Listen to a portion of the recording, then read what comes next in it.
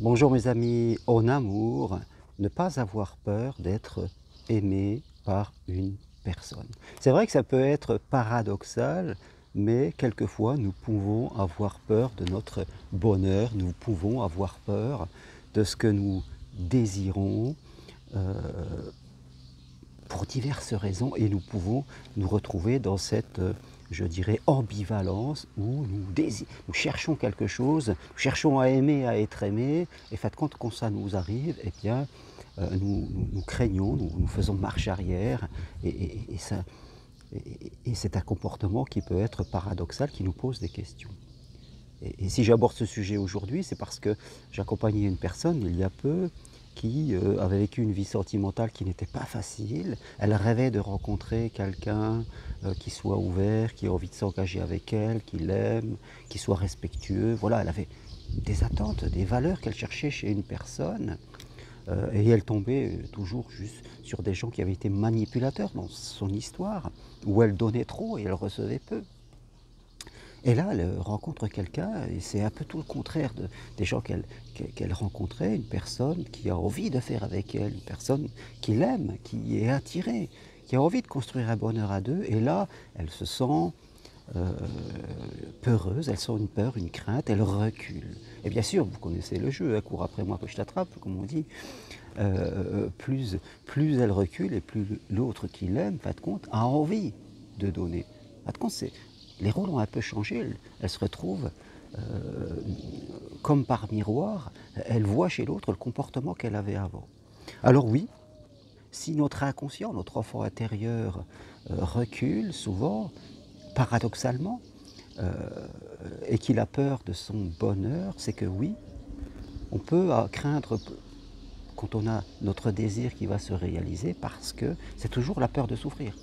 Alors, nous sommes seuls, nous vivons des histoires qui ne sont pas faciles, et nous rêvons d'autre chose. Et quand nous rencontrons cette autre chose, quand il est là devant nous, servi sur un plateau presque, on pourrait dire, eh bien, on recule. Et c'est tout à fait humain de réagir ainsi. On recule parce que c'est la peur de perdre cela. Ça paraît tellement beau. Ça paraît tellement parfait qu'on se dit que ça va être un mirage, comme quelqu'un qui est dans le désert, et qui a soif, soif, soif, et qui tout d'un coup, une personne vient lui offrir toutes les boissons, elle lui dit qu'elle a un oasis. Alors on en a envie, et à un moment on se dit, oui, mais est-ce que c'est pas un mirage? Est-ce que je ne vais pas m'abandonner? Est-ce que je ne vais pas aimer à fond comme cela? Et puis tout à la fin, je vais me retrouver à souffrir, je vais me retrouver encore plus bas que je ne l'étais, parce que l'autre m'aura quitté. Ça aura été qu'un bonheur éphémère. Et c'est comme si notre inconscient, qu'on peut appeler notre enfant intérieur, se disait que vaut mieux vivre avec peu, hein, vaut mieux toujours souffrir un peu, comme ça tu ne souffriras pas beaucoup. On s'habitue à la souffrance, à côté que le bonheur, attention, hein, on peut le désirer, on peut désirer le grand amour, mais t'imagines si tu commences à croire au grand amour, eh bien, et que l'autre il te quitte, tu vas complètement te fracasser. Donc il y a ce marche arrière. C'est important de comprendre cette dualité que l'on a, ce conflit à un moment, entre vouloir un désir et en même temps, quand il est là, faire marche arrière. Alors que faire quand on est dans une situation? Ben déjà, la première chose, comme toujours, c'est la conscience. Avoir conscience de ce phénomène, avoir conscience que, oui, on a peur de perdre notre bonheur si on y va vraiment. Ça, c'est très important, la prise de conscience. Après, bien sûr, on doit apprendre à rééduquer notre inconscient, parce que si on commence tous à vivre comme ça, on va vivre tous avec des miettes.